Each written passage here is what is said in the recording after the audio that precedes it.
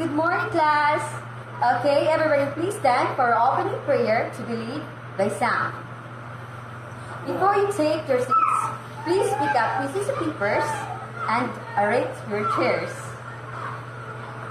You may now take your seats. How are you today? Have you eaten your breakfast already? Very good. So you can focus on our lesson this morning. Now let's take your attendance first. Wow, perfect attendance for today. Before we go further, I will introduce to you our rules inside the classroom so that we will have peace and harmony as well and understanding during our class. First, respect and love each other. Second, lesson. 3, cooperate. 4, raise your hand to speak. 5, cleanliness. Is that clear, class? Before we start our discussion, let's have first a quick recap of what you have learned from the last meeting. Very good, class. Thank you for sharing your knowledge. Now, did you do your assignments? Okay, Maria, please collect the papers. Thank you, Maria. Okay, class, I will play a classical music while reading the story, The Lion and the Mouse. And please pay attention to the action word that you will hear in the story. When I read this, I want you to listen carefully. Are you ready, class? The Lion and the Mouse. Once when a lion, the king of the jungle, was asleep, a little mouse began running up and down on him. This soon awakened the lion, who placed his huge paw on the mouse and opened his big jaws to swallow him. "Pardon, O king," cried the little mouse. "Forgive me this time. I shall never repeat it." "Pardon, O king," cried the little mouse. "Forgive me this time. I shall never repeat it, and I shall never forget your kindness. And who knows, I may be able to do you good for one of these days." The lion was so tickled by the idea of the mouse being able to help him that he lifted his paw and let him go. Sometime later, a few hunters captured the lion and tied him to a tree. After that they went in search of a wagon to take him to the zoo. Just then the little mouse happened to pass by. On seeing the lion's plight, he ran after him and gnawed away the ropes that bound him. The king of the jungle. "Was I not right?" said the little mouse, very happy to help the lion. And that's the end of our story. Do you like it? That's good. Do you like the music too? I hope it didn't make you feel sleepy.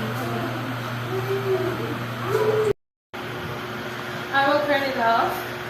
So this time we'll have a little writing activity. So on your notebook, you will write down the action words in the story. So this time, I will read again the story, and this time, without the background music. Okay, are you ready? Class, action word is what we call verb. So the important part of English language is verb. And word that expresses an action or a state of being is called verb. Without them, sentences wouldn't have any action. So here's a picture for a sentence that has an action or a state of being.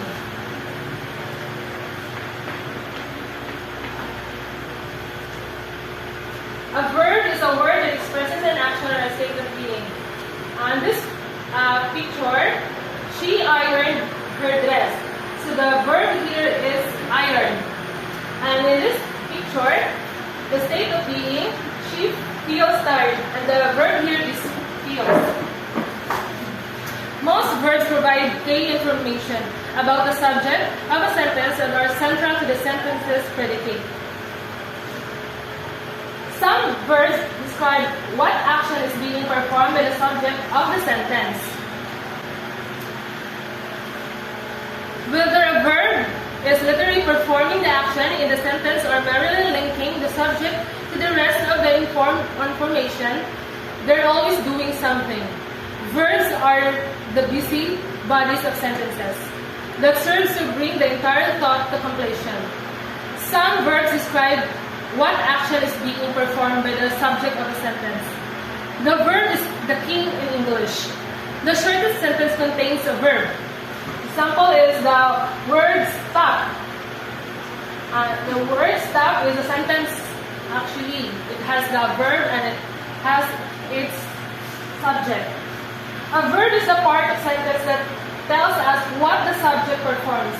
Verbs are the heart of English sentences. Another sentence that has a verb is Jacob walks in the morning.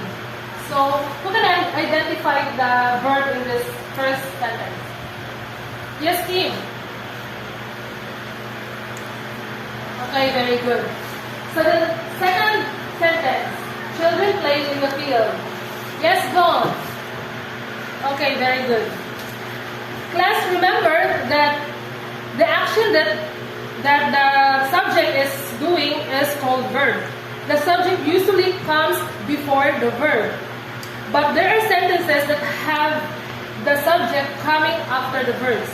The verbs must still agree with the subject. Okay, everyone did a good job today. For our evaluation, please get 1/2 crosswise.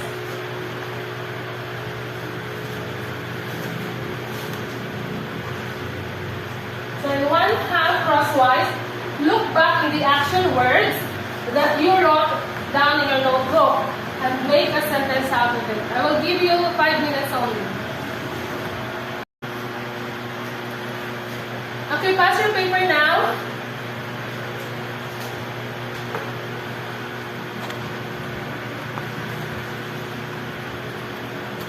Okay, thank you, Maria. Next, for your assignment, please get your notebook and ball pen. And please write this one.